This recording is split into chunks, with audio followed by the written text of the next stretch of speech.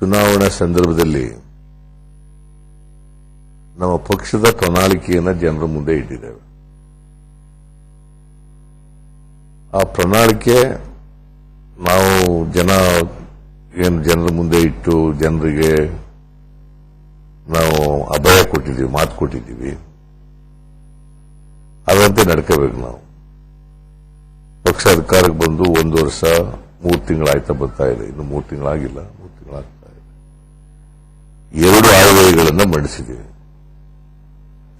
ನೀವು 2 ಆಯವ್ಯಯಗಳನ್ನು ನೋಡಿದ್ರೆ ನಮ್ಮ ಪ್ರಣಾಳಿಕೆಯ ಬಹುತೇಕ ಭರವಸೆಗಳನ್ನು ಈಡೇರಿಸತಕ್ಕಂಥ ಪ್ರಯತ್ನ ಮಾಡಿದ್ದೀವಿ.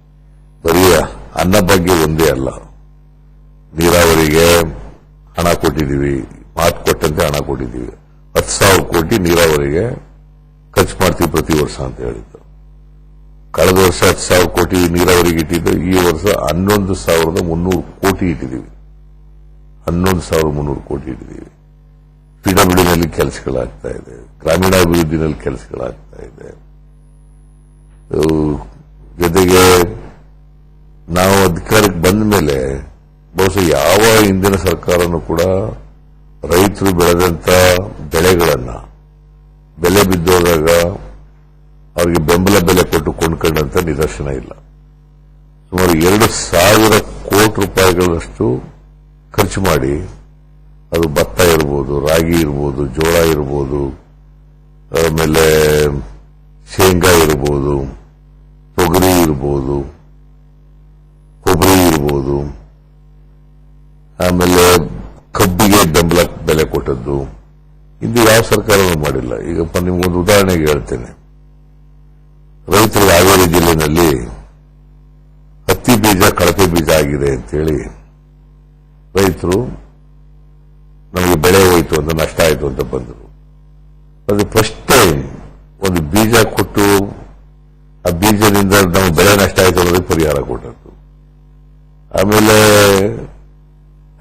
ಆಲಿಕಲ್ ಮಳೆ ಆಯಿತು. ಆಲಿಕಲ್ ಮಳೆಗೆ ನಮ್ಮ ಸರ್ಕಾರ ಫಾರ್ ದಿ ಫಸ್ಟ್ ಟೈಮ್ ಅವ್ರಿಗೆಲ್ಲ ಪರಿಹಾರ ಕೊಡ್ತಕ್ಕಂಥದನ್ನ ಮಾಡಿದ್ದು.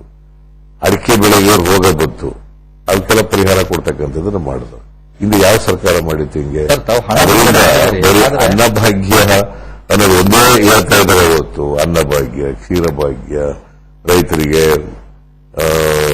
3 ಲಕ್ಷದವರೆಗೆ ಬಡ್ಡಿ ರಹಿತ ಸಾಲ ಕೊಡ್ತಕ್ಕಂಥದ್ದು, ಒಣ ಬೇಸಾಯಕ್ಕೆ ಇವತ್ತು 5,000 ಕೋಟಿ ರೂಪಾಯಿನ ಖರ್ಚು ಮಾಡ್ತಕ್ಕಂಥದ್ದು, ಹೀಗೆ ಅನೇಕ ಕಾರ್ಯಕ್ರಮಗಳನ್ನ ನಾವು ಮಾಡ್ತಾ ಇದ್ದೀವಿ.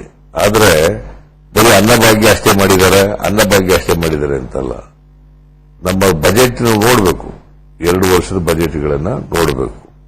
ಆ ಬಜೆಟ್ಗಳು ನೋಡಿದ್ರೆ ಅರ್ಥ ಆಗುತ್ತೆ. ನಾವು ಬಜೆಟ್ ಹಣ ನಿಗದಿ ಮಾಡಿದ್ರೆ ಹಣ ಬಿಡುಗಡೆ ಆಗಿದೆ ನಿಜ, ಆದ್ರೆ ತಮ್ಮ ಮಂತ್ರಿಗಳು ಸಮರ್ಥ ಕೆಲಸ ಮಾಡ್ತಾ ಇದಾರೆ ಅಂತ. ಯಾಕಂದ್ರೆ ಬರಗಾಲ ಬಂದಿದೆ, ಸಾಕಷ್ಟು ಮಂತ್ರಿಗಳು, ಸಾಕಷ್ಟು ಇಲ್ಲಿ ಬರಗಾಲ ಇದೆ, ಮಂತ್ರಿಗಳು ಸರಿಯಾಗಿ ಕಾರ್ಯನಿರ್ವಹಿಸಲು ತಮ್ಮ ಗಮನಕ್ಕೂ ಬಂದಿದೆ. ಕಬ್ಬಿನ ಬೆಳೆಗಾರರ ಸಮಸ್ಯೆ ಇನ್ನೂ ಸಂಪೂರ್ಣವಾಗಿ ಬಗೆಹರಿದಿಲ್ಲ. ರಸ್ತೆಗಳು, ಎಲ್ಲಾ ಜಿಲ್ಲಾವಾರು ರಸ್ತೆಗಳು ತಾವು ಹೇಳಿದ ಮಟ್ಟದಲ್ಲಿ ಪಿಡಬ್ಲ್ಯೂಡಿ ಕೆಲಸ ಆಗ್ತಾ ಇಲ್ಲ. ಇದು ತಮ್ಮ ಯೋಜನೆನ ಮುಖ್ಯಮಂತ್ರಿಗಳು ಜಾರಿ ತರ್ತಾ ಇದಾರ, ಜನ ಸ್ಪಂದಿಸ್ತಾ ಇದಾರ ಅಂತ. ಎಲ್ಲಾ ಮಂತ್ರಿಗಳೀಗ ಪಿಡಬ್ಲ್ಯೂ ಇಲಾಖೆ ಕಳೆದ ಬಾರಿ ನಾವೆಲ್ಲ ಹಣ ಕೊಟ್ಟ ಮೇಲೆ ಈಗೆಲ್ಲವೂ ಕೂಡ ಟೆಂಡರ್ ಕರೆದು ಫೈನಲ್ ಆಗಿ ಕೆಲಸ ಪ್ರಾರಂಭ ಆಗಿದ್ದಾವೆ. ನೀರಾವರಿ ಇಲಾಖೆ ಇಷ್ಟೊಂದು ದೊಡ್ಡ ಪ್ರಮಾಣದಲ್ಲಿ ಹಣ ಯಾವ ಕಾಲದಲ್ಲೂ ಕೂಡ ಕೊಟ್ಟಿರಲಿಲ್ಲ. ಅಷ್ಟೊಂದು ಹಣ ಕೊಟ್ಟಿದ್ದೀವಿ. ಅವ್ರ ಕೆಲಸಗಳೆಲ್ಲ ನಡೀತಾ ಇದ್ದಾವೆ. ಮತ್ತೆ ಸುಮಾರು 2 ಲಕ್ಷ ಚಿಲ್ಲರೆ ಎಕರೆ ನೀರಾವರಿ ಪ್ರದೇಶ ಹೊಸದಾಗಿ ಸೃಷ್ಟಿ ಆಯಿತು. ಇಷ್ಟೊಂದು ದೊಡ್ಡ ಪ್ರಮಾಣದಲ್ಲಿ ಯಾವಾಗ ಆಗಿರಲಿಲ್ಲ. ಅದರಿಂದ ಮಾಡ್ತಾ ಇದ್ದಾರೆ. ಆದರೆ ನಾವು ಎಷ್ಟು ಪ್ರಚಾರ ತಗೋಬೇಕು ಆ ಪ್ರಚಾರ ತಗೋತಾ ಇಲ್ಲ. That is the weakness of our government and our ministers. ಎಷ್ಟು ಪ್ರಚಾರ ತಗೋಬೇಕು ಅಷ್ಟು ಪ್ರಚಾರ ತಗೊಳಕ್ಕಾಗ್ತಾ ಇಲ್ಲ. ಸರ್, ಈಗ ಬಹುದೊಡ್ಡ ಸಮಸ್ಯೆ ಅಂತಂದ್ರೆ ಕಾವೇರಿದು.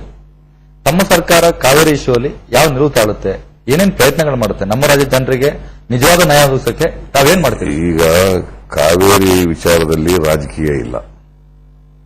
ನಮ್ಮ ಕಾವೇರಿ ಜಲಾಯನ ಪ್ರದೇಶದ ರೈತರು ಅಥವಾ ಕೃಷ್ಣ ಜಲಾಯನ ಪ್ರದೇಶ ರೈತರಿರ್ಬೋದು, ಯಾವುದೇ ನಮ್ಮ ರೈತರು ಮತ್ತೆ ನಮ್ಮ ನೀರು, ನಮ್ಮ ಪಾಲನ ಹಕ್ಕನ್ನ ರಕ್ಷಣೆ ಮಾಡಲಿಕ್ಕೆ ನಾವೆಲ್ಲ ಪ್ರಾಮಾಣಿಕವಾದಂತಹ ಪ್ರಯತ್ನಗಳನ್ನು ಮಾಡ್ತೀವಿ. ಅದು ಕಾವೇರಿ ಇರ್ಬೋದು, ಕೃಷ್ಣ ಇರ್ಬೋದು, ಗೋದಾವರಿ ಗೋದಾವರಿ ಇರ್ಬೋದು, ಇವೆಲ್ಲ ನಮ್ಮ ಈ ಜಲಾಯನ ಪ್ರದೇಶಗಳು ಬರ್ತಕ್ಕಂಥದ್ದು. ಅದರಲ್ಲಿ ವಿಶೇಷವಾಗಿ ಕಾವೇರಿ. ಈಗ ನಾವು ಮೋದಿ ಅವರು ಪ್ರಧಾನಮಂತ್ರಿ ಆದ ತಕ್ಷಣ ಭೇಟಿ ಮಾಡಿದೆ ಅವರಿಗೆ. ಅದಕ್ಕೂ ಮೊದಲು ಜಯಲಲಿತಾ ಕೂಡ ಭೇಟಿ ಮಾಡಿದ್ರು ಸರ್. ಅಲ್ಲ, ನಾನೇ ಮೊದಲು ಭೇಟಿ ಮಾಡೋದು, ಆಮೇಲೆ ಜಯಲಲಿತಾ ಅವ್ರು ಭೇಟಿ ಮಾಡೋದು. ನಾನು ಭೇಟಿ ಮಾಡಿದ್ಮೇಲೆ ಜಯಲಲಿತಾ ಅವ್ರು ಭೇಟಿ ಮಾಡಿ ಕೋರ್ಸ್ ಅವರು ಕಾವೇರಿ ಮ್ಯಾನೇಜ್ಮೆಂಟ್ ಬೋರ್ಡ್ ಮಾಡಬೇಕು ಅಂತ ಹೇಳಿದ್ದಾರೆ. ನಾವದು ಮಾಡೋಕ್ಕಾಗಲ್ಲ. ಈಗ ಎಲ್ಲ ಒಂದು ಮಾನಿಟರಿ ಕಮಿಟಿ ಇದೆ ಅಂತ ವಾದ ಮಾಡಿದ್ದೀವಿ. ಅದು ಬಿಡಿ, ಅದು ಬೇರೆ ವಿಚಾರ. ಆದರೆ ಈಗ ಸುಪ್ರೀಂ ಕೋರ್ಟ್ನಲ್ಲಿದ್ದಾವೆ, ಮತ್ತೆ ಟ್ರಿಬ್ಯುನಲ್ ಮುಂದೆ ಇದೆ. ನಾವು ಸುಪ್ರೀಂ ಕೋರ್ಟ್ನಲ್ಲಿ ಮತ್ತೆ ಟ್ರಿಬ್ಯುನಲ್ ಮುಂದೆ ಸಮರ್ಥವಾಗಿ ನಮ್ಮ ವಾದವನ್ನು ಮಂಡಿಸ್ತೇವೆ. ನಾವು ನ್ಯಾಯ ಸಿಗುತ್ತೆ ಅಂತಕ್ಕಂಥ ಸಂಪೂರ್ಣ ವಿಶ್ವಾಸ ಇದೆ. ಮುಖ್ಯಮಂತ್ರಿಗಳ ಜೊತೆ ಮತ್ತಷ್ಟು ಮಾತಾಡೋಣ ಚಿಕ್ಕದೊಂದು ಬ್ರೇಕ್ ನಂತರ.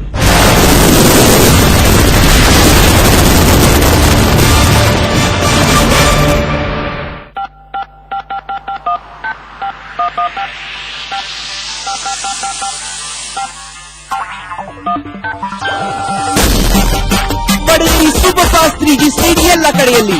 Airtel the smart phone network. ಸೇವೆ ಮಾಡೋದಕ್ಕೊಂದು ಮನಸ್ಸು ಬೇಕು, ಸೇವೆ ಮಾಡಿಸ್ಕೊಳ್ಳೋಕು ಒಂದು ಮನಸ್ಸು ಬೇಕು. ನಂದೆಲ್ಲ ನಿಂದೆ ಅಂತ ಬಾಳೋ ಹುಡುಗಿ ಧನ್ಯ, ನಿಂದು ನಂದೆ ಅಂತ ಹೇಳೋ ಬೆಳಗಿ ವಚನ. ಹೊಸ ಮೆಗಾ ಧಾರಾವಾಹಿ ಕುಲವಧು ಜುಲೈ 28ರಿಂದ ಸಂಜೆ 6:30ಕ್ಕೆ ನಿಮ್ಮ ಈಟಿವಿ ಕನ್ನಡದಲ್ಲಿ. ಆರಂಭ ಶುಭಾರಂಭ. ನಿಮ್ಮ RR ಗೋಲ್ಡ್ ಪ್ಯಾಲೇಸ್ ನ 3ನೇ ಶಾಖೆ ಇದೀಗ ಯಲಹಂಕದಲ್ಲಿ. ಪ್ರಾರಂಭೋತ್ಸವದ ಕೊಡುಗೆ 1 ಗ್ರಾಂ ಚಿನ್ನದ ಮೇಲೆ 100 ರೂಪಾಯಿಗಳ ಭಾರಿ ಡಿಸ್ಕೌಂಟ್. ಈ ಕೊಡುಗೆ ನಿಮ್ಮದಾಗಿ ನಿಮ್ಮ RR ಗೋಲ್ಡ್ ಪ್ಯಾಲೇಸ್ ನ ಎಲ್ಲ ಶಾಖೆಗಳಲ್ಲಿ. RR gold palace, Malleshwaram, Jayanagar, Yelahanka.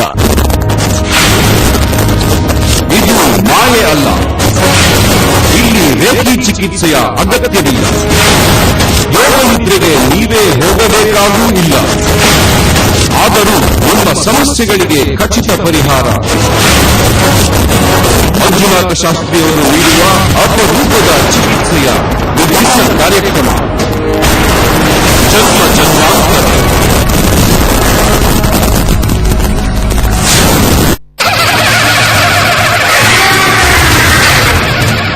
Mahabharata ಕಥಾನಕ ನಡೆದು ಯುಗಗಳೇ ಕಳೆದಿವೆ. ಆದರೆ ಆ ಮಹಾಕಾವ್ಯದ ವಿಮರ್ಶೆ ಮಾತ್ರ ಇನ್ನೂ ಮುಗಿದಿಲ್ಲ.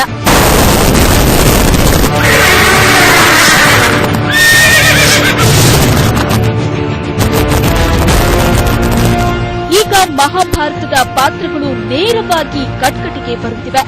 ನಿಯಂತ್ರುವಿನ ಬೆಂಬಲದೊಂದಿಗೆ ಚಾರುವಾಕನ ಪ್ರಶ್ನೆಗಳಿಗೆ ಪಾತ್ರಗಳೇ ನೇರವಾಗಿ ಉತ್ತರಿಸುತ್ತವೆ.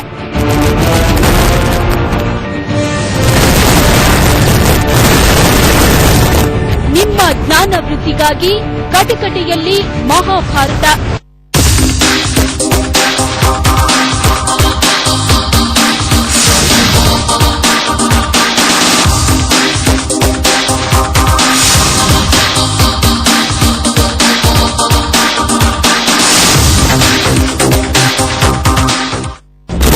ಭ್ರಷ್ಟಾಚಾರ, ಬಡತನ, ನಿರುದ್ಯೋಗ,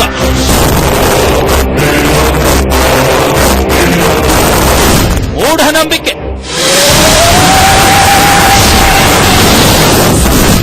ಅನ್ಯಾಯ, ಲಂಚ, ದೌರ್ಜನ್ಯ, ಭ್ರಷ್ಟರನ್ನ ಮಟ್ಟ ಹಾಕಲು ನಾವು ಸಿದ್ಧ.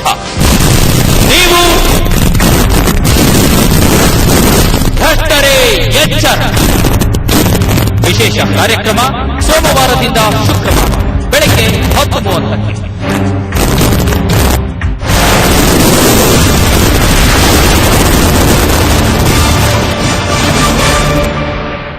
ಇಷ್ಟೆಲ್ಲ ಸಮಸ್ಯೆಯನ್ನ ಮುಖ್ಯಮಂತ್ರಿಗಳು ಹೇಗೆ ಬಗೆಹರಿಸ್ತಾರೆ ಅವ್ರನ್ನೇ ಕೇಳೋಣ ಬನ್ನಿ.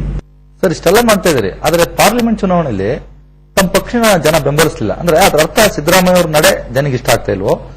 ಏನ್ ಕಾರಣ ಇರ್ಬೋದು ಸರ್? ಅದನ್ನೇ ಹೇಳಿದೆ ನಾನು. ಇದು ನಮ್ಮ ರಾಜ್ಯದ ನಮ್ಮ ಆಡಳಿತಕ್ಕೆ, ನಮ್ಮ ಕಾರ್ಯಕ್ರಮಗಳಿಗೆ ಕೊಟ್ಟಂತ ತೀರ್ಪಲ್ಲ. ಇದು ರಾಷ್ಟ್ರ ಮಟ್ಟದ ಚುನಾವಣೆ. ಇದು ಯಾವ ಸರ್ಕಾರ ಇರಬೇಕು, ಯಾವ ಪಕ್ಷ ಸರ್ಕಾರ ಇರಬೇಕು ಅನ್ನೋದಕ್ಕೆ ಜನ ತೀರ್ಮಾನ ಮಾಡಿದ್ದಾರೆ. ಕಾಂಗ್ರೆಸ್ ಮತ್ತು ಅವರ ಮಿತ್ರ ಪಕ್ಷಗಳು ಯುಪಿಎ ಸರ್ಕಾರ 10 ವರ್ಷಗಳ ಕಾಲ ಅಧಿಕಾರ ಮಾಡಿದರು. ಮನಮೋಹನ್ ಸಿಂಗ್ ಅವರು ಪ್ರಧಾನಮಂತ್ರಿಯಾಗಿ 10 ವರ್ಷ ಇದ್ದರು. ಜನರು ಒಂದು ಬದಲಾವಣೆ ಬಯಸಿದ್ದಾರೆ. 10 ವರ್ಷ ಇದ್ದಾರೆ ಕಾಂಗ್ರೆಸ್ನವರು, ಬದಲಾವಣೆ ಮಾಡೋಣ ಅಂತೇಳಿ ಬದಲಾವಣೆ ಮಾಡಿ ಇವತ್ತು ಮೋದಿ ಅವರಿಗೆ ಬಿಜೆಪಿಗೆ ಅಧಿಕಾರ ಕೊಟ್ಟಿದ್ದಾರೆ. ಪ್ರಜಾಪ್ರಭುತ್ವದಲ್ಲಿ ಇದೆಲ್ಲ ಇಂಥ ಪ್ರಕ್ರಿಯೆಗಳಾಗ್ತವೆ. ಈ ಬಿಜೆಪಿಯವರು ಕೂಡ ವಾಜಪೇಯಿ ಅವರಿದ್ದರು, 6 ವರ್ಷ ವಾಜಪೇಯಿ ಪ್ರಧಾನಮಂತ್ರಿ ಆಗಿದ್ದರು. ಆಮೇಲೆ ಚುನಾವಣೆಗೆ ಏನಾಯ್ತು ಅವರಿಗೆ? 2004 ಜನ ಸೋಲಿಸಿದ್ರು ಅವರನ್ನ. ಇಂಡಿಯಾ ಇಸ್ ಶೈನಿಂಗ್ ಅನ್ಕೊಂಡು ಹೋದ್ರು, ರಾಮ ಮಂದಿರ ಅಂತ ಹೋದ್ರು, ರಾಮ ಮಂದಿರ ವಿಚಾರ ಇಟ್ಕೊಂಡು ಹೋದ್ರು, ಬಾಬರಿ ಮಸೀದಿ ವಿಚಾರ ಇಟ್ಕೊಂಡು ಹೋದ್ರು, ರಾಮ ಮಂದಿರ ಕಟ್ತೀವಿ ಅಂತ ಹೇಳ್ಕೊಂಡು ಹೋದ್ರು. ಆದ್ರೆ ಜನ ಅವ್ರನ್ನ ಅಧಿಕಾರ ಕೊಡಲಿಲ್ಲ, ಅವರಿಗೆ ಸೋಲಿಸಿದ್ರು 2004. ನಾವು 10 ವರ್ಷ ಇದ್ದು ಜನ ಬದಲಾವಣೆ ಬಯಸಿದ್ದಾರೆ. ದೇಶದ ಜನ ಬದಲಾವಣೆ ಮಾಡಿ ಬಿಜೆಪಿ ಕೊಡಿ. ಅದರಿಂದ ರಾಜ್ಯ ಸರ್ಕಾರದ ವಿರುದ್ಧ ಕೊಟ್ಟಿರ್ತಕ್ಕಂಥ ಮತ ಅಲ್ಲ ಇದು. ಅಲ್ಲ, ಈಗ ಮತ್ತೆ ನಿಮ್ಗೊಂದು ಅಗ್ನಿ ಪರೀಕ್ಷೆ ಆರಂಭವಾಗಿದೆ. 3 ಕ್ಷೇತ್ರ ಉಪಚುನಾವಣೆಗಳಿದೆ. ಒಂದು ಯಡಿಯೂರಪ್ಪನವರ ಪ್ರತಿಸ್ಪಂದ ಕ್ಷೇತ್ರ, ಇನ್ನೊಂದು ಶ್ರೀರಾಮುಲು ಅವರದು, ಇನ್ನೊಂದು ತಮ್ಮದೇ ಪಕ್ಷ ಪ್ರಕಾಶ್ ಹುಕ್ಕೇರಿ ಅವರದು. ಇಲ್ಲಿ ನೀವು ಎಷ್ಟು ಮಟ್ಟಿಗೆ ಯಶಸ್ವಿ ಆಗ್ತೀರಿ? ಇದರಲ್ಲಿ 3 ಕ್ಷೇತ್ರ ಉಪಚುನಾವಣೆಯಲ್ಲಿ ಹುಕ್ಕೇರಿ ಅವರು ಗೆದ್ದಿದ್ರು. ಬೆಳಗಾಂ ಜಿಲ್ಲೆ ಆ ಕ್ಷೇತ್ರದಲ್ಲಿ, ಬಳ್ಳಾರಿಯಲ್ಲಿ ರಾಮುಲು ಗೆದ್ದಿದ್ರು, ಶಿಕಾರಿಪುರದಲ್ಲಿ ಯಡಿಯೂರಪ್ಪ ಗೆದ್ದಿದ್ರು. ನಾವು ಒಂದು ಹುಕ್ಕೇರಿ ರಾಜೀನಾಮೆ ಕೊಟ್ಟರು, ಒಂದು ಜಾಗ ನಾವು ಗೆದ್ದಿದ್ದು. ಅದು 3 ಚುನಾವಣೆಗಳು ಈಗ ಪೇಸ್ಟ್ ಮಾಡ್ತಾ ಇದ್ದೀವಿ. ನನಗೆ ವಿಶ್ವಾಸ ಈಗ 3ರಲ್ಲೂ ಗೆಲ್ತೀವಿ ಅಂತ. ಅಂದ್ರೆ ಅಭಿವೃದ್ಧಿ ನೋಡಿ ಜನ ಹೌದು. ಈಗ ಬೈ ಎಲೆಕ್ಷನ್ ಮಾಡಲಿಲ್ವಾ? ಮಂಡ್ಯ ಮತ್ತು ಬೆಂಗಳೂರು ಗ್ರಾಮಾಂತರ ಲೋಕಸಭಾ ಚುನಾವಣೆ ನಡೆದಾಗ ಬಹಳ ತಾವು ಪ್ರತಿಷ್ಠೆ ತಗೊಂಡ್ರೆ ದೇವೇಗೌಡರ ಕುಟುಂಬದ ವಿರುದ್ಧ ಸೆಟದಿಂದ ಗೆದ್ದಿಲ್ಲ ಮಾತಿದ್ದಾರೆ. ಈ ಚುನಾವಣೆನೂ ಹಾಗೆ ಬಹಳ ಗಂಭೀರ ಸೀರಿಯಸ್ ತಗೋತೀವಿ. ಈ ಚುನಾವಣೆನೂ ಕೂಡ ಗೆಲ್ಲಲಿಕ್ಕೆ ಎಲ್ಲ ಪ್ರಯತ್ನನೂ ಕೂಡ ಮಾಡ್ತೀವಿ. ಸರ್, ರಾಜ್ಯದ ಕಾನೂನು ಸುವ್ಯವಸ್ಥೆ ತಮಗೆ ಗೊತ್ತಿರೋ ರೀತಿನೇ ದಿನೇ ದಿನೇ ದಿನೇ ಹದಗೆಡ್ತಾ ಇದೆ. ಸಾಕಷ್ಟು ರೇಪ್ ಪ್ರಕರಣಗಳಾಗಿದ್ದಾವೆ. ನಿಮ್ಗೆ ಗೊತ್ತಿದೆ, ರವೀಂದ್ರನಾಥ್ ಪ್ರಕರಣ ಆಯಿತು, ಇಡೀ ಪೊಲೀಸ್ ಇಲಾಖೆ ಬೀದಿಗೆ ಬಂತು. ಹಿಂದೆ ಎಂದೂ ಮಾಡುವಂತ ಚಳುವಳಿಗಳು ಅವತ್ತಾದವು. ಯಾಕೆ ತಮ್ಮ ಗೃಹ ಸಚಿವರು ಅಸಮರ್ಥರು ಅಥವಾ ತಮ್ಮ ಸರ್ಕಾರದ ನಿರ್ಲಕ್ಷ್ಯನೋ? ಇದಕ್ಕೇನು ಕಾರಣ ಸರ್? ಇಲ್ಲ, ಇದು ಕಾನೂನು ಸುವ್ಯವಸ್ಥೆ ಹಾಳಾಗಿದೆ ಅಂತಕ್ಕಂಥದ್ದು ಅಪಪ್ರಚಾರ. ಕಾನೂನು ಸುವ್ಯವಸ್ಥೆ ಚೆನ್ನಾಗೇ ಇದೆ. ನೀವು ಕಾನೂನು ಸುವ್ಯವಸ್ಥೆ ಹಾಳಾಗಿದ್ರೆ ಕರ್ನಾಟಕದಲ್ಲಿ ಒಂದೇ ಸಾರಿ ಲೋಕಸಭಾ ಚುನಾವಣೆ ಮಾಡ್ತಿರ್ಲಿಲ್ಲ. 2 ಹಂತದಲ್ಲಿ 3 ಹಂತದಲ್ಲಿ ಚುನಾವಣೆ ಮಾಡೋರು. ಒಂದೇ ಹಂತದಲ್ಲಿ ಚುನಾವಣೆ ಮಾಡಬೇಕಾದ್ರೆ ಕಾನೂನು ಸುವ್ಯವಸ್ಥೆ ಚೆನ್ನಾಗಿದೆ ಅಂತ ಅದರ ಅರ್ಥ. ಇದರಿಂದ ಕಾನೂನು ವ್ಯವಸ್ಥೆ ಹಾಳಾಗೋಗಿದೆ ನಿಜ. ಇತ್ತೀಚೆಗೆ ಕೆಲವು ಅತ್ಯಾಚಾರಗಳು, ದೌರ್ಜನ್ಯಗಳು ಆಗಿದ್ದಾವೆ. ಅತ್ಯಾಚಾರಗಳು ಎಲ್ಲ ಕಾಲದಲ್ಲೂ ನಡ್ಕೊಂಡು ಬಂದಿದ್ದಾವೆ. ಆದರೆ ಕಳೆದ ಒಂದು ವಾರದಲ್ಲಿ ಒಂದು 4-5 ಜಾಸ್ತಿ ಆಗಿ ರಿಪೋರ್ಟ್ ಆಗಿರ್ತಕ್ಕಂಥದ್ದು. ಆದರೆ ಎಲ್ಲ ಅತ್ಯಾಚಾರ, ದೌರ್ಜನ್ಯ ನಡೆದಿರ್ತಕ್ಕಂಥ ಹೆಣ್ಮಕ್ಳ ಮೇಲೆ, ಮಕ್ಕಳ ಮೇಲೆ ನಡೆದಿರ್ತಕ್ಕಂಥ ದೌರ್ಜನ್ಯಗಳಲ್ಲಿ ನಮ್ಮ ಸರ್ಕಾರ ಬಹಳ ಕಟ್ಟುನಿಟ್ಟಿನ ತೀರ್ಮಾನಗಳನ್ನು ಮಾಡಿದ್ದೇವೆ. ಕೇಸ್ ಹಾಕಿದ್ದೀವಿ, ಅಪರಾಧಿನ ಅರೆಸ್ಟ್ ಮಾಡಿದ್ವಿ. ಯಾವುದೋ ಒಂದು ಕೇಸ್ ಬಿಟ್ಟರೆ ಬಾಕಿ ಕಡೆ ಎಲ್ಲ ಕಡೆ ಅಪರಾಧಿಗಳನ್ನ ಪತ್ತೆ ಹಚ್ಚಿ ಅವ್ರನ್ನ ಅರೆಸ್ಟ್ ಮಾಡಿ ಕೋರ್ಟ್ ಪ್ರೊಡ್ಯೂಸ್ ಮಾಡತಕ್ಕಂಥ ಕೆಲಸ ಮಾಡಿದ್ದೀವಿ. ಅಷ್ಟೇ ಅಲ್ಲ, ಗೂಂಡಾಕ್ಟ್ ಕೂಡ ಬಳಸ್ತಾ ಇದ್ದೀವಿ. ಈಗ 6 ವರ್ಷದ ಮಗುನ ಮೇಲೆ ವಿಬ್ಗಯಾರ್ ಇನ್ಸ್ಟಿಟ್ಯೂಷನ್ ನಲ್ಲಿ ಏನ್ ನಡೀತು ಅತ್ಯಾಚಾರ, ಶಾಲೆ ಅಧ್ಯಕ್ಷ ಕೂಡ, ಸಂಸ್ಥಾಪಕ ಕೂಡ ಅರೆಸ್ಟ್ ಆಗಿದ್ದಾರೆ. ಮತ್ತೆ ಇವೆಲ್ಲ ಕಠಿಣವಾದ ಕ್ರಮಗಳಲ್ವಾ. ಆಮೇಲೆ ಒಬ್ಬ ರಫೀಕ್ ಅಂತ ಇನ್ಸ್ಪೆಕ್ಟರು ಸರಿಯಾದ ರೀತಿಯಲ್ಲಿ ಎಫ್ಐಆರ್ ಮಾಡಲಿಲ್ಲ ಅಂತೇಳಿ 376 ನಮೂದು ಮಾಡಲಿಲ್ಲ ಎಫ್ಐಆರ್ ನಲ್ಲಿ ಅಂತೇಳಿ ಅವನಿಗೆ ಸಸ್ಪೆಂಡ್ ಮಾಡಿ ಅವನ ಮೇಲೆ ಎಫ್ಐಆರ್ ಹಾಕಿ 166A ಚಾರ್ಜ್ ಮಾಡಿ ಅವನ್ನ ಅರೆಸ್ಟ್ ಮಾಡಿ ಜಾಮೀನು ಮೇಲೆ ಬಿಡುಗಡೆ ಆಗಿದೆ. ಇನ್ನು ಎಲ್ಲೂ ನಾವು ಹಿಡಿದಿರತಕ್ಕಂಥದ್ದು ಅದರಿಂದ ಸರ್ಕಾರ ಎಲ್ಲೂ ವಿಫಲ ಆಗಿಲ್ಲ. ಇವು ಕೆಲವು ನಡೆದಿದ್ದಾವೆ ನಿಜ. ಹಾಗಂತೇಳಿ ಕಾನೂನು ವ್ಯವಸ್ಥೆನೇ ಕುಸಿದು ಬಿದ್ದೋಗ್ಬಿಟ್ಟಿದೆ, ಸರ್ಕಾರ ವೈಫಲ್ಯ ಕಂಡಿದೆ ಅಂತ ಹೇಳ್ತಕ್ಕಂಥದ್ದು ಸರಿ ಇಲ್ಲ. ಅದು ಅಫ್ಕೋರ್ಸ್ ವಿರೋಧ ಪಕ್ಷ ಬಿಜೆಪಿಯವರು ಇವರು ಲಾಭ ಪಡ್ಕೊಳ್ಳಲಿಕ್ಕೆ ಆ ಥರ ಪ್ರಚಾರ ಮಾಡ್ತಾ ಇದ್ದಾರೆ, ಪ್ರತಿಭಟನೆಗಳನ್ನು ಮಾಡ್ತಾ ಇದ್ದಾರೆ. ಎಬಿವಿಪಿಯವರು, RSSನವರು, ಬಿಜೆಪಿಯವರು ಎಲ್ಲ. ಸೊ ಇದರಲ್ಲಿ ಜನರನ್ನ ಭಾವನೆಗಳನ್ನು ಕೇಳಿಸಬೇಕು, ಇದರಿಂದ ರಾಜಕೀಯ ಲಾಭ ಪಡ್ಕೊಳ್ಬೇಕು ಅಂತ ಏನು ಪ್ರಯತ್ನ ಮಾಡ್ತಾ ಇದ್ದಾರೆ, ಇದರಲ್ಲಿ ಬಿಜೆಪಿ ಯಶಸ್ವಿ ಆಗಲ್ಲ. ಯಾಕಂದ್ರೆ ಜನರಿಗೆ ನೀವು ನೋಡಿರಬೇಕು, ಸಾರ್ವಜನಿಕರು ಬಿಜೆಪಿಯವರು ರಾಜಕೀಯ ಮಾಡೋದನ್ನ ನಿಲ್ಲಿಸಿ ಅಂತ ಹೇಳಿದ್ದಾರೆ. ಯಾವುದನ್ನೇ ಈ ಇಶ್ಯೂನ ಪೊಲಿಸೈಸ್ ಮಾಡಬಾರ್ದು ಅಂತ ಹೇಳಿದ್ದಾರೆ. ಈಗ ಮಾಡ್ತಾ ಇರೋರು ಎಬಿವಿಪಿ ಅವರು, ಬಿಜೆಪಿ. ಸದನದಲ್ಲಿ ಚೆನ್ನಾಗಿ ಹೇಳಿದ್ರಿ, ನಿಮ್ಮಲ್ಲೇ ರೇಪಿಸ್ಟ್ ಶಾಸಕರು. ಈಗ ನಾನು ಅದನ್ನೇ ಯಾಕೆ ಹೇಳಿದೆ ಅಂದ್ರೆ, ನೀವು ನೈತಿಕ ಹಕ್ಕಿಲ್ಲ. ನೈತಿಕ ಹಕ್ಕಿರೋರು ಕೇಳಿದ್ರೆ ನಂಗೆ ಬಹಳ ಸಂತೋಷ ಆಗುತ್ತೆ. ನಿಮ್ಗೆ ಯಾವ ನೈತಿಕ ಹಕ್ಕಿದೆ? ಅದಂತೇಳಿ ನಾನು ಅಪರಾಧಗಳನ್ನ ಡಿಫೆಂಡ್ ಮಾಡ್ಕೊಳಕ್ ಹೋಗಲ್ಲ, ಅಪರಾಧಿಗಳಿಗೆ ರಕ್ಷಣೆ ಕೊಡ್ತಕ್ಕಂಥದ್ದಿಲ್ಲ. ಯಾರೇ ಇಂಥ ಮಹಿಳೆಯರ ಮೇಲೆ, ಹೆಣ್ಮಕ್ಳ ಮೇಲೆ ದೌರ್ಜನ್ಯ ಮಾಡಲಿ, ಅವ್ರು ಯಾವುದೇ ಜಾತಿ ಸೇರಲಿ, ಪಂಥಕ್ಕೆ ಸೇರಲಿ, ಯಾವುದೇ ಧರ್ಮಕ್ಕೆ ಸೇರಲಿ, ಎಷ್ಟೇ ಅವರು ಪ್ರಭಾವಿಗಳಾಗಿರಲಿ, ಅವ್ರ ಮೇಲೆ ನಾವು ಕಠಿಣವಾದಂಥ ಕ್ರಮಗಳನ್ನು ತಗೋತೀವಿ. ಅದ್ರ ಬಗ್ಗೆ ಎರಡನೇ ಮಾತಿಲ್ಲ. ಈಗ ಇನ್ಸ್ಪೆಕ್ಟರ್ಗೆ ನಾವು ಕೇಸ್ ಹಾಕಿದ್ವು, ನಾವು ಅವನ್ನ ಅರೆಸ್ಟ್ ಮಾಡಿದ್ವು. ಈಗ ಇನ್ಸ್ಟಿಟ್ಯೂಷನ್ ಚೇರ್ಮನ್ ಅರೆಸ್ಟ್ ಮಾಡಿದ್ದೀವಿ. ಸೊ ಎಲ್ಲೂ ಕೂಡ ನಾವು ವಿಫಲರಾಗಿದ್ದೇವೆ,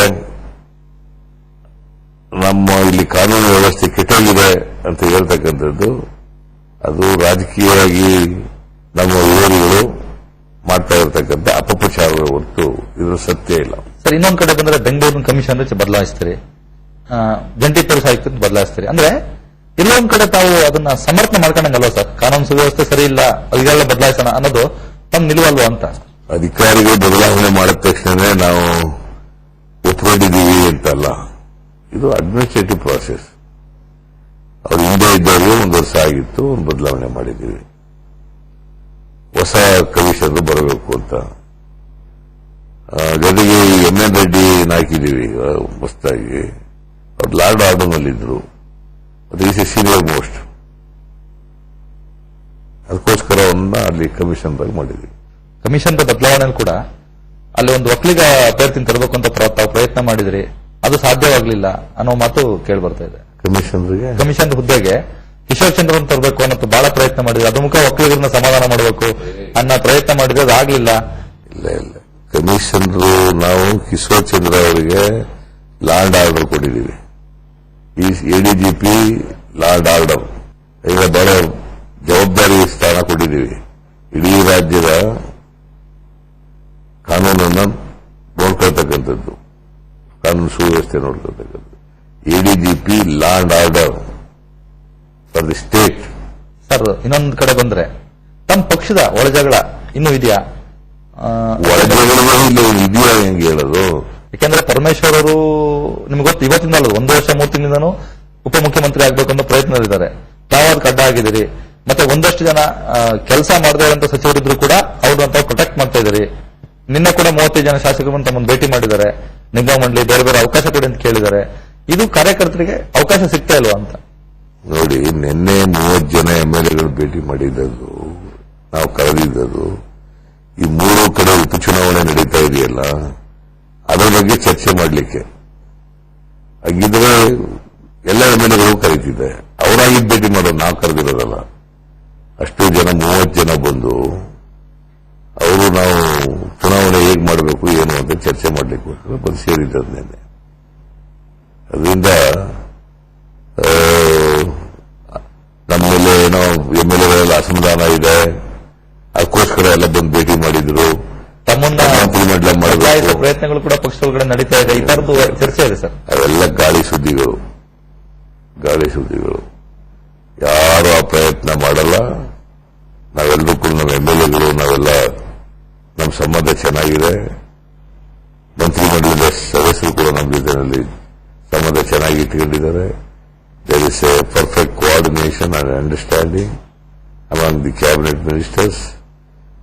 ನಾವು ಒಂದು ಕೋಹೆಸಿವ್ ಟೀಮ್ ಆಗಿ ಕೆಲಸ ಮಾಡ್ತಾ ಇದ್ದೀವಿ. ಯಾವುದೇ ಭಿನ್ನಾಭಿಪ್ರಾಯ ಇಲ್ಲ. ಅಂದ್ರೆ ತಮ್ಮ ಅವಧಿಯಲ್ಲಿ ಉಪಮುಖ್ಯಮಂತ್ರಿ ಸ್ಥಾನ ಯಾರಿಗೂ ಬೇಡ, ನಾನೇ ನಿಭಾಯಿಸ್ತೀನಿ ಅನ್ನೋ ನಾನು ಬೇಡ ಅಂತ ಹೇಳೇ ಇಲ್ಲ. ಉಪಮುಖ್ಯಮಂತ್ರಿ ಸ್ಥಾನ ಕೊಡಬೇಡಿ. ನಾನೇ ಉಪಮುಖ್ಯಮಂತ್ರಿ ಆಗಿರ್ಲಿಲ್ವಾ? 2 ಸಾರಿ ಉಪಮುಖ್ಯಮಂತ್ರಿ ಆಗಿದ್ದೆ. ಇನ್ನು ನಾನು ಅದನ್ನೆಲ್ಲ ವಿರೋಧ ಮಾಡ್ತಾ ಇಲ್ಲ. ಹೈಕಮಾಂಡ್ನವರು ತೀರ್ಮಾನ ಮಾಡಲಿ ಏನ್ ಮಾಡ್ತಾರೆ ಅನ್ನೋದು. ಅವರು ತೀರ್ಮಾನ ಮಾಡ್ತಾರೆ, ತೀರ್ಮಾನದಂತೆ ಹೋಗ್ಬೇಕಾಗುತ್ತೆ. ಹೈಕಮಾಂಡ್ನವರು ಬಿಟ್ಟಿದ್ದೀವಿ ಅಷ್ಟೇ. ಕೆಲಸ ಮಾಡದಿರುವಂತ ಸಚಿವರನ್ನ ಏನ್ ಸಚಿವ ಸಂಪುಟದಲ್ಲಿ ನಿರ್ಲಕ್ಷ್ಯರಾಗಿದ್ದಾರೆ, ಕೆಲಸ ಮಾಡ್ತಾ ಇಲ್ಲ, ಅವ್ರ ಕೆಲಸ ನಿಮ್ಗೆ ತೃಪ್ತಿ ತರ್ತಾ ಇಲ್ಲ ಅಂತ ಸಚಿವರನ್ನ ಬದಲಾಯಿಸಿ ಹೊಸಬರಿಗೆ ಅವಕಾಶ ಕೊಡಬೇಕು ಅಂತ ತಮ್ಮ ಆಸೆ ಇತ್ತು ಅಂತ. ಅದು ಬೆಳವಣಿಗೆಗಳಿಂದ ನಡೀತಾ ನಿಜಾನ? ಆ ತರ ಚರ್ಚೆ ಎಲ್ಲೂ ಆಗಿಲ್ಲ. ಎಲ್ಲೂ ಚರ್ಚೆ ಆಗಿದೆ. ಎಲ್ಲ ಮಿನಿಸ್ಟರ್ಗಳು ಕೆಲಸ ಮಾಡ್ತಾ ಇದ್ದಾರೆ. ಇನ್ನೂ ಹೆಚ್ಚು ಮಾಡಬೇಕು ಅಂತಕ್ಕಂಥದ್ದು ನಮ್ಮ ನಿರೀಕ್ಷೆ. ಸರ್, ಇನ್ನೊಂದ್ ಕಡೆ ಸ್ಪೀಕರ್ ಅವರಿಗೆ ತಾವು ಸಚಿವರನ್ನಂಗ್ ಮಾಡಿ ಆ ಸ್ಥಾನಕ್ಕೆ ಬೇರೆಯವ್ರನ್ನ ತಂದು ಕೂರಿಸೋ ಪ್ರಯತ್ನ ನಡೀತಾ ಇದೆ ಅನ್ನೋ ಮಾತು ಕೂಡ ಇದೆ. ಇದು ನಿಜಾನ ಅಂತ? ಈ ತರದ್ದು ಯಾವುದೇ ಪ್ರಸ್ತಾವಗಳು ನಮ್ಮ ಮುಂದೆ ಇಲ್ಲ, ಹೈಕಮಾಂಡ್ ಮುಂದೆನೂ ಇಲ್ಲ. ಸರ್, ಚಿಕ್ಕದೊಂದು ಬ್ರೇಕ್ ತಗೋಣ, ಮತ್ತೆ ಮುಂದುವರಿಸಿ.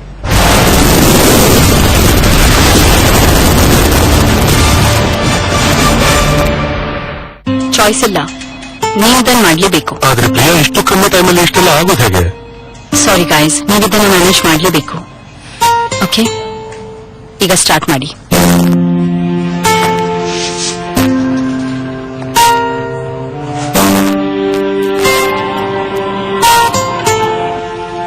ಕೇಳಿ ಮನೆ ತಲುಪ್ತಿದ್ದೀನಿ. ರಾತ್ರಿ ಊಟಕ್ಕೆ ಏನ್ ಬೇಕು ನೋಡಿ? ಓಕೆ.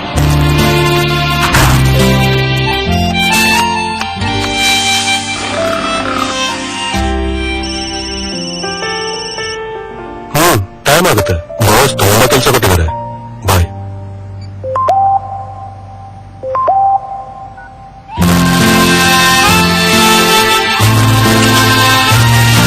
ಬಾಲ ಬಾಸ್ಗೆ ಹೇಳು, ನಾನು ಹೆಂಡತಿ ಕರೀತಿದ್ದಾಳೆ ಅಂತ. ಬಾಸ್ಗೆ ನೀವೇ ಹೇಳ. ಬೇಗ ಬಾ. ಕೆಲವೊಮ್ಮೆ ಕೇವಲ ಒಂದು ಸ್ಮಾರ್ಟ್ ಫೋನ್ ಲೈಫ್ ನಲ್ಲಿ ಸ್ವಲ್ಪ ಮ್ಯಾಜಿಕ್ ಇರಬಹುದು. ಅದಕ್ಕೆ ಸ್ಮಾರ್ಟ್ ಫೋನ್ಸ್ಗಾಗಿ ವಿಶೇಷವಾಗಿ ತಯಾರಾಗಿದೆ Airtel the smartphone network.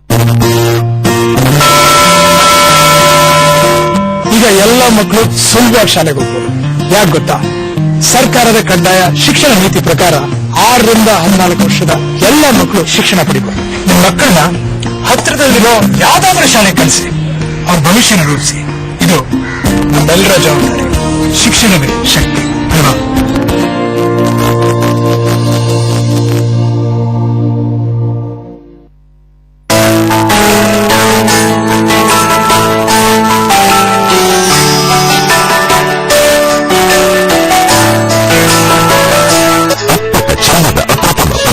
Shri Sai gold palace, Basavanagudi, Padmanabhanagar, Bengaluru.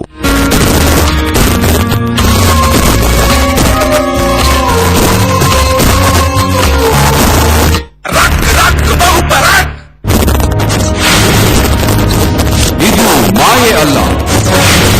ಇಲ್ಲಿ ರೇಖಿ ಚಿಕಿತ್ಸೆಯ ಅಗತ್ಯವಿಲ್ಲ. ಯೋಗನಿದ್ರೆಗೆ ನೀವೇ ಹೋಗಬೇಕಾಗೂ ಇಲ್ಲ.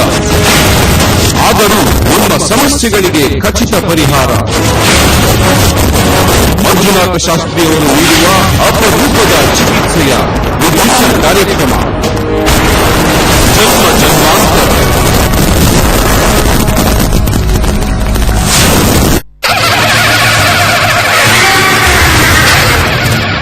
ಮಹಾಭಾರತ ಕಥಾನಕ ನಡೆದು ಯುಗಗಳೇ ಕಳೆದಿವೆ.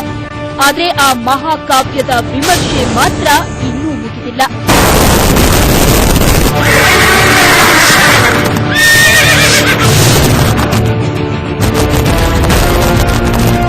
ಈಗ ಮಹಾಭಾರತದ ಪಾತ್ರಗಳು ನೇರವಾಗಿ ಕಟ್ಕಟಿಗೆ ಬರುತ್ತಿವೆ.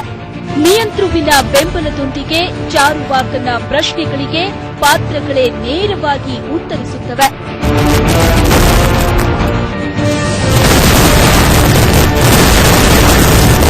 ನಿಮ್ಮ ಜ್ಞಾನ ವೃದ್ಧಿಗಾಗಿ ಕಟಕಟೆಯಲ್ಲಿ ಮಹಾಭಾರತ.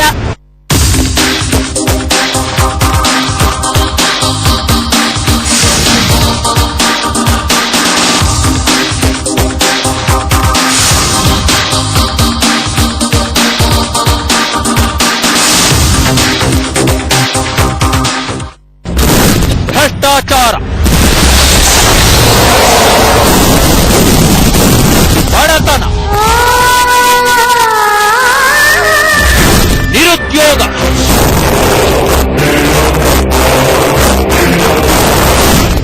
ಮೂಢನಂಬಿಕೆ,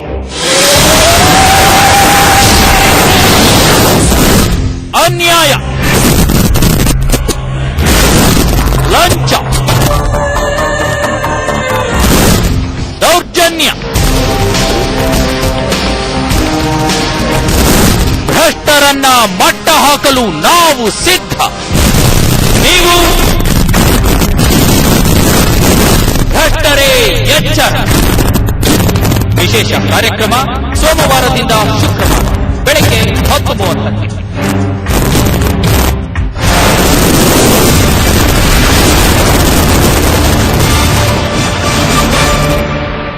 ಬ್ರೇಕ್ ನಂತರ ಮತ್ತೆ ವಿಶೇಷ ಕಾರ್ಯಕ್ರಮ ಸ್ವಾಗತ. ಸರ್, ತಮ್ಮ ಬಗ್ಗೆ ಬಹಳ ನ್ಯಾಷನಲ್ ಲೆವೆಲ್ ಚರ್ಚೆ ಆಗಿತ್ತು. ತಾವು ಸದನದಲ್ಲಿ ನಿದ್ದೆ ಮಾಡ್ತೀರಿ ಅಂತ. ತಾವು ಒಬ್ಬರೇ ಅಲ್ಲ, ಸಾಕಷ್ಟು ನಾಯಕರುಗಳು ಮಾಡ್ತಾ ಇದ್ದಾರೆ. ಇಂಥ ಅತ್ಯಾಚಾರ ಅಂತ ಗಂಭೀರ ಪ್ರಕರಣ ಸದನದಲ್ಲಿ ಚರ್ಚೆ ಆಗ್ಬೇಕಾದ್ರೆ ತಾವು ನಿದ್ದೆ ಮಾಡ್ತಾ ಇದ್ರಿ ಅನ್ನೋದು ದೊಡ್ಡ ಮಟ್ಟದಲ್ಲಿ ಚರ್ಚೆ ಆಗಿ ತಮಗೂ ಗೊತ್ತಿದೆ. ಇದು ಏನ್ ಕಾರಣ ಸರ್? ನೋಡಿ, ನಾನು ಸದನದಲ್ಲಿ ಅತ್ಯಾಚಾರ ದೌರ್ಜನ್ಯಗಳು ಚರ್ಚೆ ನಡೆಯುವಾಗ ನಿದ್ದೆ ಮಾಡಿಲ್ಲ. ನಿದ್ದೆ ಮಾಡಿರ್ಬೋದು, ಹಿಂದೆ ಯಾವುದೋ ಸಂದರ್ಭದಲ್ಲಿ ನಿದ್ದೆ ಬಂದಿರಬಹುದು. ಆದರೆ ಈ ಪ್ರಕರಣ ಚರ್ಚೆ ಆಗುವಾಗ, ಈ ಪ್ರಕರಣಗಳ ಚರ್ಚೆ ಆಗುವಾಗ ನಿದ್ದೆ ಮಾಡಿಲ್ಲ. ಅದು ಬೇಕು ಅಂತ ಕೆಲವರು ಸಿದ್ದರಾಮಯ್ಯ ಅವರು ನಿದ್ದೆ ಮಾಡ್ತಾರೆ ಅಂತಕ್ಕಂಥ ಒಂದು ಅಪಪ್ರಚಾರ ನಡೆಸ್ತಾ ಇದ್ದಾರೆ. ಸೊ ಹಾಗಾಗಿ ಇದು ಬಹಳ ದೊಡ್ಡ ಚರ್ಚೆಯಾಗಿ ನಡೀತಾ ಇದೆ. ನನಗೆ ಒಂದು ಅಬ್ಸ್ಟ್ರಕ್ಟಿವ್ ಸ್ಲೀಪ್ ಅಪ್ನಿಯಾ ಅಂತ ಪ್ರಾಬ್ಲಮ್ ಇದೆ. ಅದರಿಂದ ಒಂದೊಂದ್ಸಾರಿ ನಂಗೆ ಗೊತ್ತಿದ್ದ ರೀತಿಯಲ್ಲಿ ಇದಾಗುತ್ತೆ. ಬಟ್ ಈ ದೌರ್ಜನ್ಯ ಅತ್ಯಾಚಾರ ಚರ್ಚೆ ನಡೆಯುವಾಗ ನಿದ್ದೆ ಮಾಡಿಲ್ಲ. ಬಟ್ ಆ ತರ ನಿದ್ದೆ ಮಾಡ್ತಿದ್ದು ಕೂಡ ತಮ್ಗೆಲ್ಲ ಗಮನ ಇರುತ್ತೆ ಅನ್ನೋದು ಕೂಡ ಮಾತಿದೆ. ಆ ಕಾಯ ಇದ್ದಾಗ ಅಯ್ಯೋ, ಆ ತರ ಬಹಳ ಡೀಪ್ ಸ್ಲೀಪ್ ಹೊಟ್ಟೋಗ್ಬಿಟ್ಟಿರೋದಿಲ್ಲ. ನಮ್ಮಲ್ಲಿ ಸ್ವಲ್ಪ ತೂಕಡಿಕೆ ಬರ್ತದಲ್ಲ, ಆ ತರ ಏನಾಗಿರ್ಬೇಕು. ಸರ್, ಎಲ್ಲೋ ಒಂದ್ ಕಡೆ ತಾವು ಒಕ್ಕಲಿಗ ಮತ್ತೆ ಬ್ರಾಹ್ಮಣ ವಿರೋಧಿಗಳು, ಮೇಲ್ಜಾತಿಗಳ ವಿರೋಧಿಗಳು, ಅಹಿಂದ ಅಂಶಗಳನ್ನ ಮಾತ್ರ ಪಾಲಿಸ್ತೀರಿ. ಈ ತರದೊಂದು ವಾದ ತಮ್ಮ ವಿರುದ್ಧ ಅಪಪ್ರಚಾರ ಮಾಡ್ತಾ ಇದ್ದಾರೆ. ಅದು ಅಪಪ್ರಚಾರನೋ ಅಥವಾ ನಿಜಾನೋ ಅಂತ? ಅದು ನಮ್ಮ ರಾಜಕೀಯ ವಿರೋಧಿಗಳು ಮಾಡ್ತಕ್ಕಂಥ ದೊಡ್ಡ ಅಪಪ್ರಚಾರ. ಮತ್ತೆ ಯಾರು ಈ ತರದ ಅಪಪ್ರಚಾರ ಮಾಡ್ತಾ ಇದ್ದಾರೆ, ಇವರು ಸಾಮಾಜಿಕ ನ್ಯಾಯಕ್ಕೆ ವಿರುದ್ಧ ಆಗಿರ್ತಕ್ಕಂಥವ್ರು. ನಮ್ಮ ಸಂವಿಧಾನ ಏನ್ ಹೇಳ್ತದೆ, ಎಲ್ರಿಗೂ ಸಮಾನವಾದಂತಹ ಅವಕಾಶಗಳು ಕಲ್ಪಿಸಿಕೊಡಬೇಕು, ಸಾಮಾಜಿಕ ನ್ಯಾಯ ಕೊಡಬೇಕು ಅಂತಕ್ಕಂಥ ಸಂವಿಧಾನ ಹೇಳ್ತದೆ. ಒಂದು ಸರ್ಕಾರ ಸಂವಿಧಾನ ರೀತಿ ನಡ್ಕೋಬೇಕಲ್ಲ. ಹಾಗಾಗಿ ಯಾರು ಅವಕಾಶಗಳಿಂದ ವಂಚಿತರಾಗಿದ್ದಾರೆ ಶತಶತಮಾನಗಳಿಂದ, ಅವರಿಗೆ ಶಕ್ತಿ ತುಂಬತಕ್ಕಂಥ ಕೆಲಸ ಮಾಡಬೇಕು. ಅವರಿಗೆ ವಿಶೇಷವಾದಂತಹ ಸವಲತ್ತುಗಳು ಕೊಡೋ ಮೂಲಕ, ಪ್ರಿಫರೆನ್ಷಿಯಲ್ ಟ್ರೀಟ್ಮೆಂಟ್ ಮಾಡೋದ್ರ ಮೂಲಕ ಅವ್ರನ್ನೂ ಕೂಡ ಮುಖ್ಯವಾಹಿನಿಗೆ ತರಬೇಕು. ಇದ್ರ ಬಗ್ಗೆ ನಾವು ಕಾರ್ಯಕ್ರಮಗಳು ಹಾಕೊಂಡಾಗ, ಇದನ್ನು ಹೆಚ್ಚು ಮಾತಾಡಿದಾಗ, ನಮ್ಮ ರಾಜಕೀಯ ವಿರೋಧಿಗಳು ಸಿದ್ದರಾಮಯ್ಯನವರು ಬರೀ ಅಹಿಂದ ಪರವಾಗಿದ್ದಾರೆ, ಮೇಲ್ವರ್ಗದವ್ರ ವಿರುದ್ಧ ಇದ್ದಾರೆ. ನಾನು ಯಾವ ಮೇಲ್ಜಾತಿಯವರಾಗಲಿ, ಬ್ರಾಹ್ಮಣರಿರ್ಬೋದು, ವೀರಶೈವರು ಇರ್ಬೋದು, ಒಕ್ಕಲಿಗರಿರ್ಬೋದು, ಜೈನರಿರ್ಬೋದು, ಯಾರೇ ಆಗಲಿ, ಯಾರು ಯಾವ ಜಾತಿಗೂ ಕೂಡ ವಿರುದ್ಧ ಅಲ್ಲ. ನಾನು I believe in secularism. I am committed to secularism. ನಮ್ಮದು ಎಲ್ಲನೂ ಒಟ್ಟಿಗೆ ತಗೊಂಡು ಹೋಗ್ತಕ್ಕಂಥ ವಿಚಾರದಲ್ಲಿ ನಂಬಿಕೆ ಇಟ್ಕೊಂಡಿರ್ತಕ್ಕಂಥ ಇನ್ಕ್ಲೂಸಿವ್ ಗ್ರೋತ್ ಅಂತ ಏನ್ ಕರಿತೀವಿ. ಈಗ ಬೇರೆ ಜಾತಿಯಿಂದ ಬೇರೆ ಮೇಲ್ಜಾತಿಗಳಲ್ಲೂ ಕೂಡ ಬಡವರಿದ್ದಾರೆ, ಅವ್ರಿಗೂ ನ್ಯಾಯ ಸಿಗಬೇಕು. ಎಲ್ಲರೂ ಒಂದು ಜಾತಿನಲ್ಲಿ ಎಲ್ಲರೂ ಶ್ರೀಮಂತರುಗಳಲ್ಲ. ಹಾಗಾಗಿ ಬ್ರಾಹ್ಮಣರಲ್ಲೂ ಬಡವರಿದ್ದಾರೆ, ವೀರಶೈವರಲ್ಲೂ ಬಡವರಿದ್ದಾರೆ, ಒಕ್ಕಲಿಗರಲ್ಲೂ ಬಡವರಿದ್ದಾರೆ, ಜೈನರಲ್ಲೂ ಬಡವರಿದ್ದಾರೆ. ಬಡವರು ಯಾವುದೇ ಜಾತಿಯವರಾಗಿರಲಿ, ಆ ಬಡವರಿಗೆ ನ್ಯಾಯ ಕೊಡಬೇಕು, ಅವ್ರಿಗೂ ಆರ್ಥಿಕವಾಗಿ ಸಾಮಾಜಿಕವಾಗಿ ಶಕ್ತಿ ತುಂಬಬೇಕು ಅಂತಕ್ಕಂಥದ್ದು ನಮ್ಮ ಕಳಕಳಿ ಮತ್ತೆ ನಮ್ಮ ಉದ್ದೇಶ. ಅವಕಾಶಗಳು ಕೂಡ ಎಲ್ಲ ವರ್ಗದವರಿಗೂ ಕೊಡ್ತಾ ಬಂದಿದೆ, ಎಲ್ಲರಿಗೂ ಕೊಡಬೇಕು. ಸೊ ನಮ್ಮ ಬಜೆಟ್ ನೋಡಿದ್ರೆ ಗೊತ್ತಾಗುತ್ತೆ ನಿಮಗೆ. ಎಲ್ಲ ವರ್ಗದ ಜನರಿಗೂ ಕೂಡ ಈಗ ನಾವು ಅಕ್ಕಿ ಕೊಡ್ತೀವಿ, 3 ರೂಪಾಯಿ 1 ಕೆಜಿ ಅಕ್ಕಿ. ಬೇರೆ ಅಹಿಂದ ಜನರಿಗೆ ಸಿಗುತ್ತದು, ಬೇರೆ ಜಾತಿ ಬಡವರಿಗೂ ಸಿಗುತ್ತದೆ. ಯಾರ್ಯಾರು ಬಡತನದ ರೇಖೆಯಿಂದ ಕೆಳಗಡೆ ಇರ್ತಕ್ಕಂಥ ಯಾರು ಇದ್ದಾರೆ ಅವರೆಲ್ಲರಿಗೂ ಸಿಗುತ್ತೆ, ಅವ್ರು ಯಾವುದೇ ಜಾತಿಯವರಾದ್ರೂ ಕೂಡ. ತಾವೆಲ್ಲ ಒಂದ್ ಕಡೆ ಶಾದಿ ಭಾಗ್ಯ ಅಂತ ಯೋಜನೆ ಮಾಡೋದಕ್ಕೆ ಹೋಗಿ ಈ ತರದ್ದೆಲ್ಲ ಶಾದಿ ಭಾಗ್ಯ ಅಂತಕ್ಕಂಥದ್ದು ಅಲ್ಪಸಂಖ್ಯಾತರಿಗೆ ನಾವು ಹಣ ಇಟ್ಟಿದ್ದೀವಿ. ಅವ್ರಿಗೊಂದು ಹೊಸ ಕಾರ್ಯಕ್ರಮ ಮಾಡ್ತೀವಿ ಹಣದಿಂದ.